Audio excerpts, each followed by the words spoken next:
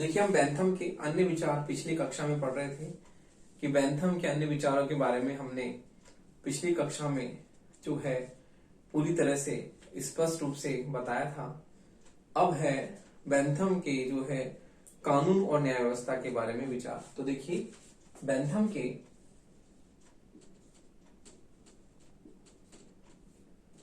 कानून और न्याय व्यवस्था, कानून और न्याय व्यवस्था पर विचार, कानून और न्याय व्यवस्था पर विचार।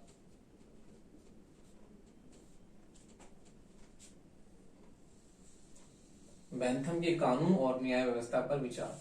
देखिए, बेंथम जो है उसका ये मानना है कि वह तत्कालीन कानूनी पद्धति में सुधार करना चाहता था और उसका ये मानना है कि कानूनी क्षेत्रों में जो पुरानी अंधविश्वास हैं, पुरानी मान्यताएं हैं, उनका वो खंडन करता है, उनका विरोध करता है और पुरानी अंधविश्वासों को वो गलत मानता है। उनका पूरी तरह से खंडन करके वो कानून व्यवस्था में जो है न्याय व्यवस्था में सुधार की बात करता है कि कानून व्यवस्था में किस प्रकार से जो है सुधार हो सकता है। उसका ये मानना है कि जो है उसने ये बताया है कि जो न्याय व्यवस्था जो है किस प्रकार से तत्कालीन न्याय व्यवस्था की उसने आलोचना की है और उसने ये बताया है कि न्याय व्यवस्था बहुत ही जटिल और अनिश्चित थी और इसमें अधिक जो है समय लगता था। उसने तत्कालीन न्याय व्यवस्था, उसने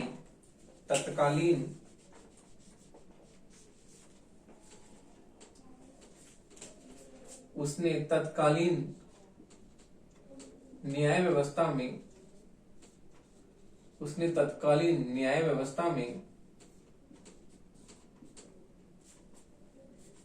व्यवस्था में सुधार की मांग की और कहा कि यह न्याय व्यवस्था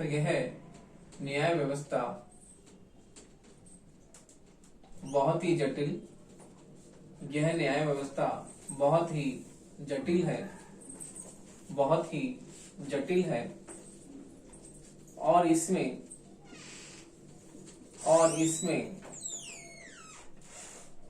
समय का बहुत ही जटिल है और इसमें समय का अपव्यय होता है। समय बहुत ज्यादा लगता है, समय का अपव्यय होता है, समय का अपव्यय होता है। न्याय व्यवस्था बहुत ही जटिल है और इसमें समय का अपव्यय होता है। तो उसने कहा है कि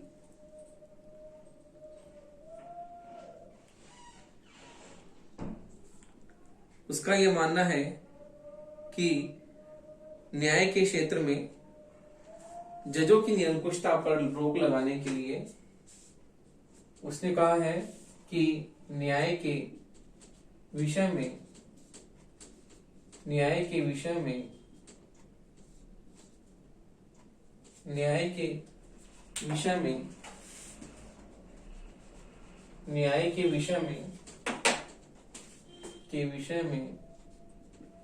जजों की निरंकुशता पर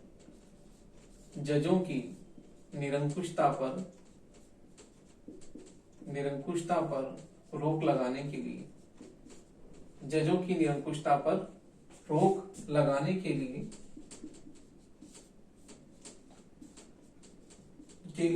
एक जूरी व्यवस्था, एक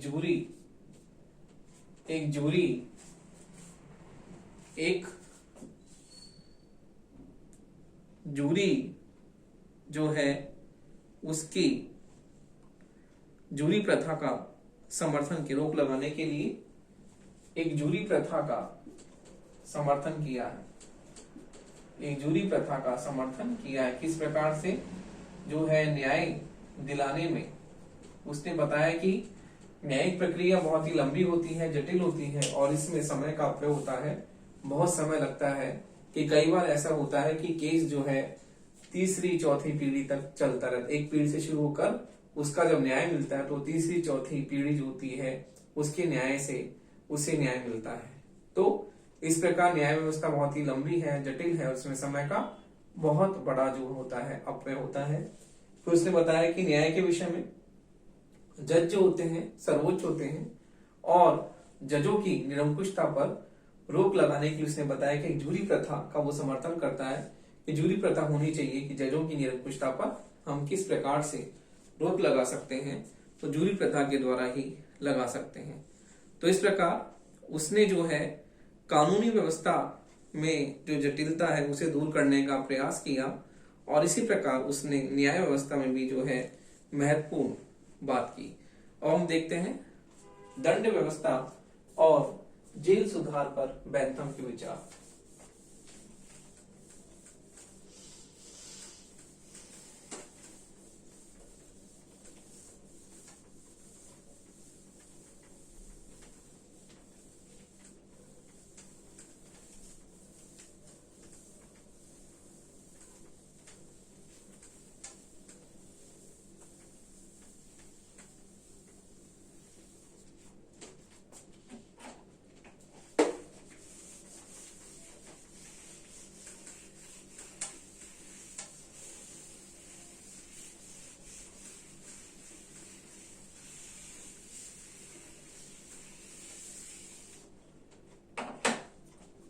देखिए दंड व्यवस्था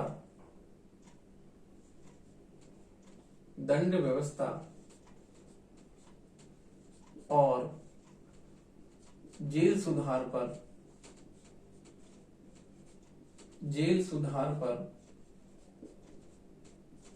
बैंथम के विचार।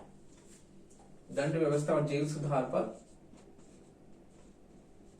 बैंथम के विचार।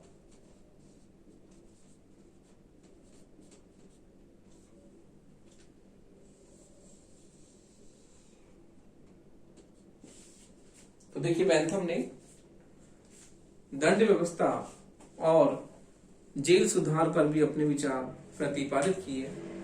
उसने बताया कि जो दंड व्यवस्था जो थी तत्कालीन बहुत ही अमानवीय और कठोर थी और उसने ये बताया कि किस प्रकार जो है दंडिक की व्यवस्था बहुत ही अमानवीय थी, उसमें कठोर दंड दिया जाता था और किस प्रकार उस अमानवीय प्रक्रिया ने जो है मानव को जो बहुत बड़ी क्षति पहुंचाई। तो बैंथम ये मानता है कि दंड व्यवस्था को निर्धारित करने में किन बातों का ध्यान रखना चाहिए, उसने पूरी तरह से जो है इस पर अपने विचार प्रतिपादित किए कि दंड की व्यवस्था में हमें किन बातों का ध्यान रखना चाहिए। तो देखिए बैंथम ने जो है दंड को निर्धारित करने में 4 बातों पर उसने कहा कि ध्यान रखना चाहिए।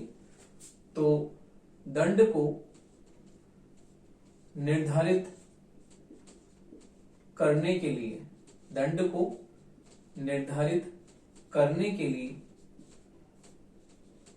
दंड को निर्धारित करने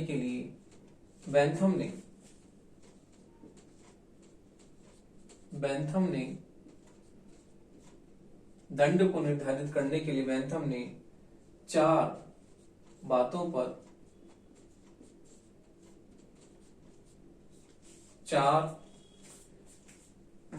जो है ध्यान रखने की बात की। ये 4 बातों पर अवश्य रूप से ध्यान रखना चाहिए। अवश्य रूप से ध्यान रखना चाहिए। 4 बातों पर अवश्य रूप से ध्यान रखना चाहिए। वो कौन कौन सी 4 बातें देखिए। पहली है कि अपराध किस प्रकार का है, छोटा या बड़ा। अपराध किस प्रकार का है, अपराध किस प्रकार का है, किस प्रकार का है, छोटा या बड़ा?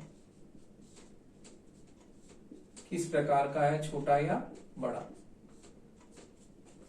दूसरी बात उसने बताई कि वे परिस्थितियां जिनमें अपराध किया गया है वो कैसी हैं।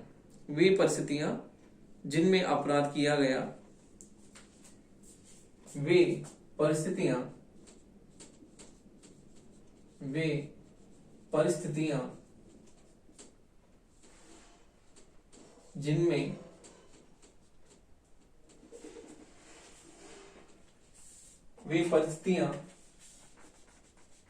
जिनमें जिनमें अपराध किया गया है। वे परिस्थितियां जिनमें अपराध किया गया है वो कैसी हैं? जैसे कि हम देखें, उदाहरण के लिए कोई भूखा लड़का है या कोई भूखा व्यक्ति है, वो क्या करता है, चोरी करता है, और चोरी करके वो अपना, जैसे किसी की चोरी करके खाना लेकर अपने भूख को मिटाता है, तो वो क्या है, दया का पात्र है। तो इस प्रकार से वो परिस्थितियां तय करती हैं कि जिनमें अपराध किया गया है, जिस प्रकार से यदि कोई भूखा व्यक्ति अपनी भूख शांत करने के लिए यदि वो चोरी करता है तो हम उसे दया का पात्र मानते हैं, तो उसमें दंड का प्रावधान अलग तरह का होगा। तो देखिए वो दया का पात्र है। अगला है अपराधों का उद्देश्य। अपराधों का उद्देश्य, अपराधों का उद्देश्य। तीसरा है अपराधों का उद्देश्य। अपराधों का उद्देश्य। अगला है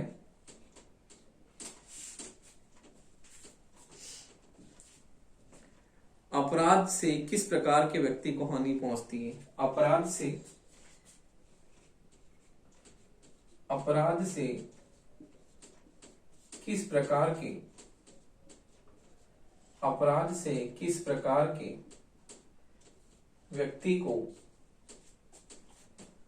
किस प्रकार के व्यक्ति को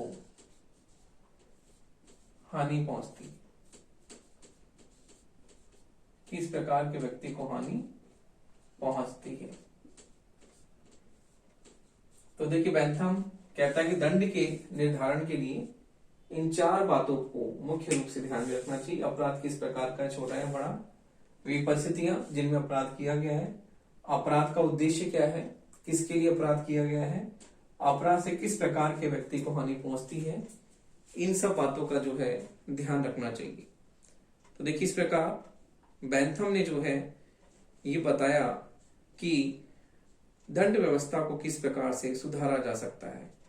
उसी प्रकार से उसने जेल प्रशासन में जो है जेल के कैदियों की जो है किस प्रकार से दशा जो है उसने बताया कि बेंथम ने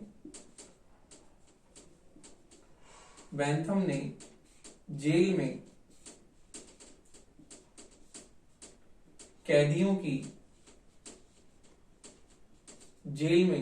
कैदियों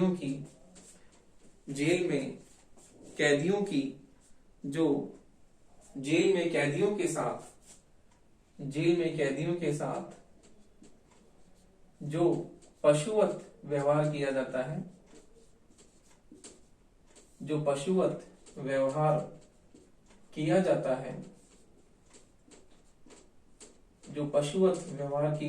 है, उसकी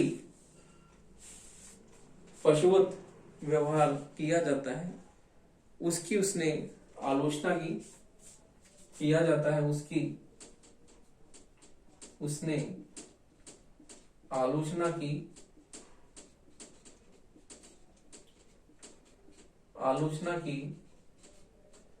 बेंथम उनकी स्थिति से पूरी तरह से जो है उसने कहा कि कैदियों को जो है ऐसे काम करवाने चाहिए जिससे उनका जीवन सुधर सके।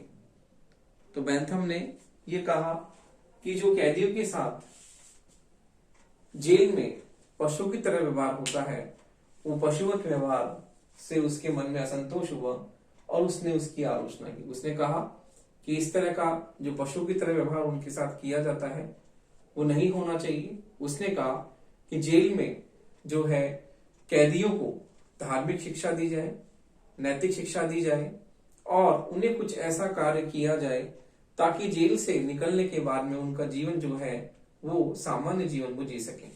तो बेंथम ये कहता है कि जेल में कैदियों को जो है ऐसा काम सिखाया जाए जिससे वो बाहर आकर जो है अपनी रोजी रोटी जो है कमा सके।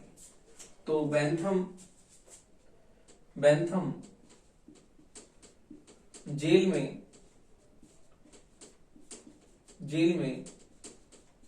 कैदियों को ऐसी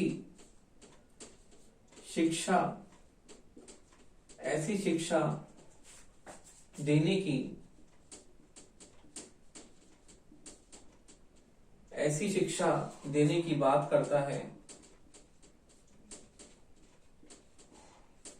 जिससे वे जेल से बाहर आकर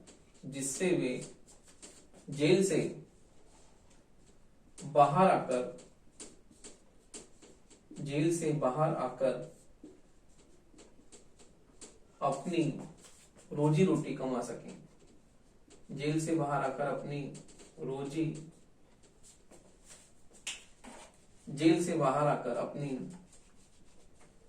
रोजी रोटी कमा सकें, अपनी रोजी रोटी जो है कमा सकें।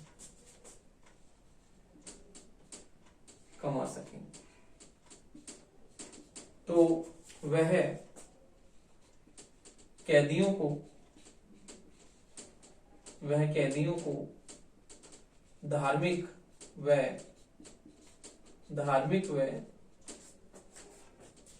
नैतिक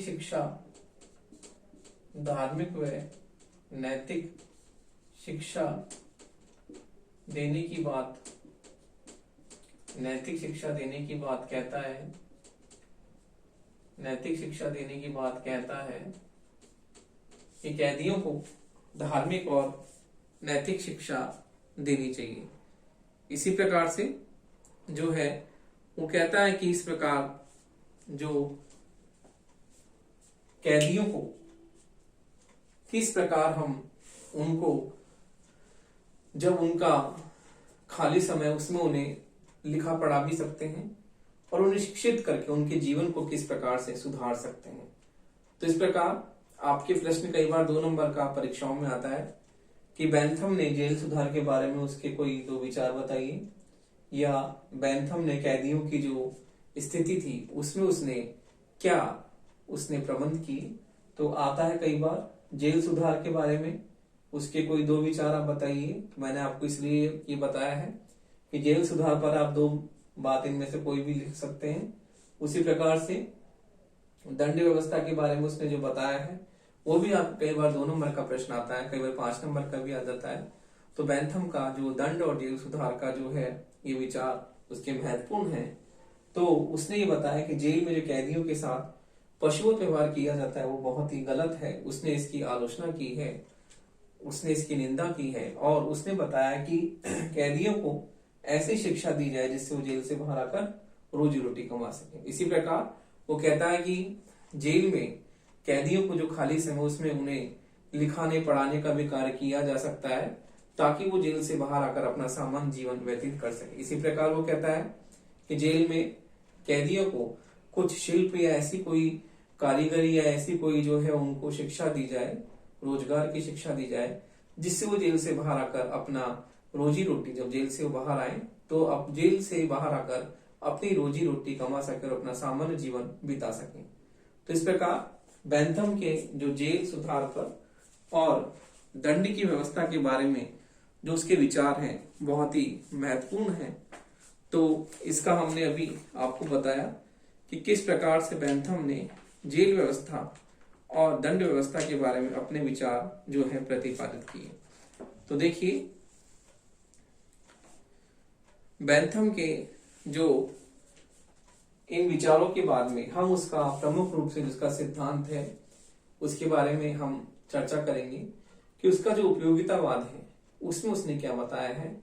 जैसे कि आपको पिछली कक्षा में बताया उसी प्रकार से हम बताते हैं कि बेंथम के उपयोगितावाद के जो आधारभूत सिद्धांत क्या है। तो देखिए अब हम बेंथम के उपयोगितावादी सिद्धांत के बारे में पढ़ते हैं कि बेंथम के उपयोगितावाद के आधारभूत सिद्धांत क्या है।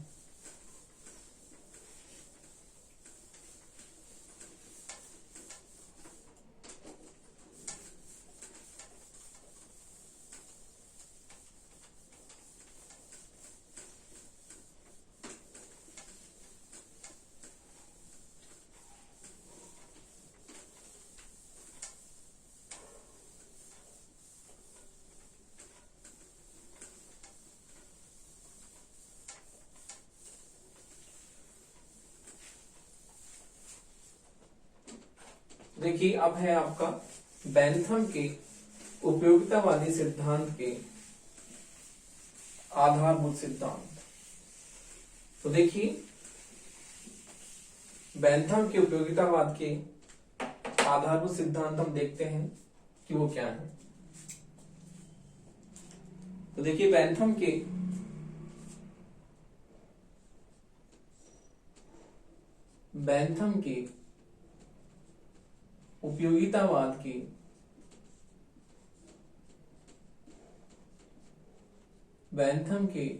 उपयोगितावाद के आधारभूत सिद्धांत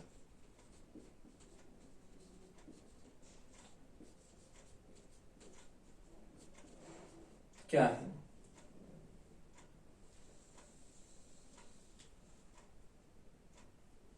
तो देखिए बेंथम के उपयोगितावाद के आधारभूत सिद्धांत क्या है उसके बारे में हम बात करते हैं कि बेंथम जो है इस विचारधारा के आधार पर ये बताता है कि सुख और दुख इस विचारधारा के अनुसार इस विचारधारा के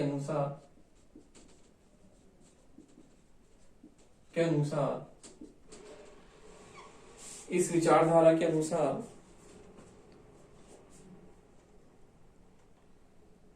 सुख या दुख दो ऐसी प्रमुख सुख या दुख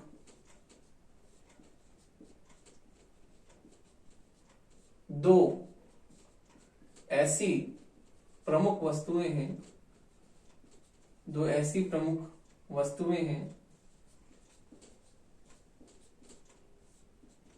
सुख और दुख दो ऐसी प्रमुख वस्तुएं हैं जिन पर समस्त सामाजिक व्यवस्था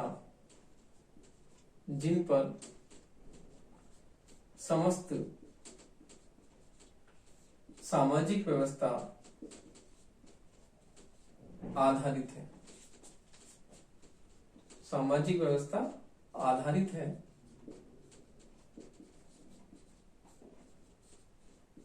बेंथम के उपयोगितावाद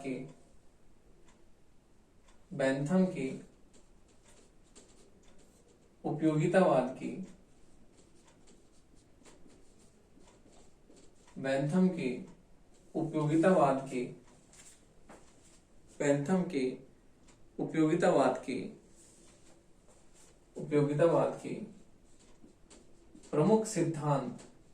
प्रमुख सिद्धांत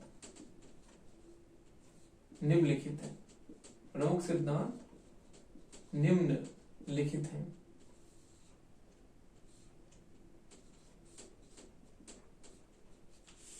प्रमुख सिद्धांत निम्नलिखित है। पहला है उपयोगितावाद सुखवाद के सिद्धांत पर आधारित है।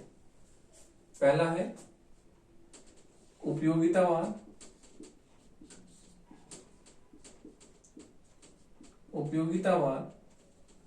सुखवाद के सुखवाद के सिद्धांत पर आधारित, सुखवाद के सिद्धांत पर आधारित है।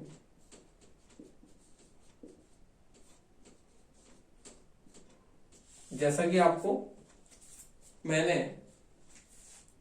पहले कक्षा में बताया था कि बेंथम ये मानता है कि सुख और दुख, व्यक्ति जो है दो स्वामियों के अधीन है, सुख और दुख, और उसके जीवन में सुख और दुख प्रमुख रूप से उसके जीवन को नियमित करते हैं, और व्यक्ति सुख और दुख के अधीन ही रहता है।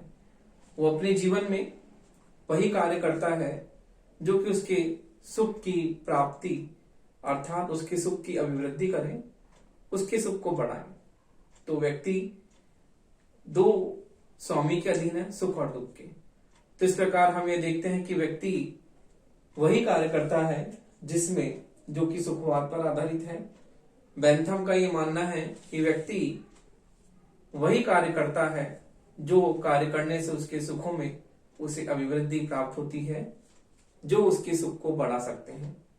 और व्यक्ति का जीवन इन दो स्वामियों के अधीन रहता है। तो इस प्रकार बेंथम जो है अपने सुखवादी सिद्धांत के आधार पर अपने उपयोगितावादी सिद्धांत को खड़ा करता है, और उसका ये मानना है कि व्यक्ति के जीवन में जो सुख है वो बहुत ही महत्वपूर्ण है, और व्यक्ति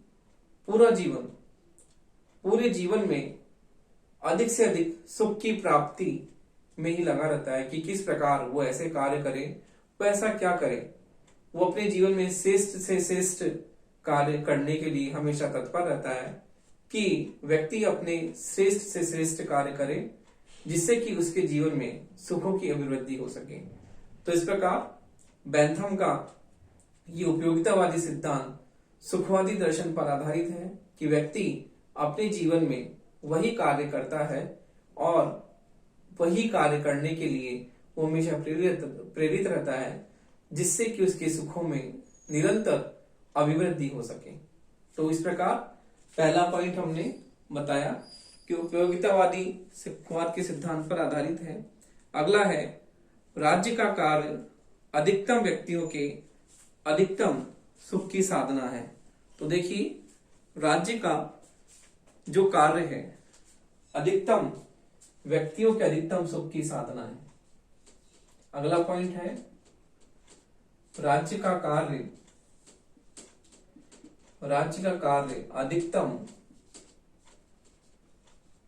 अधिकतम व्यक्तियों के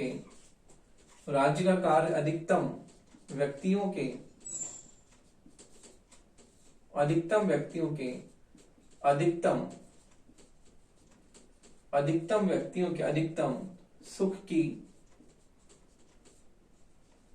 सुख की साधना है।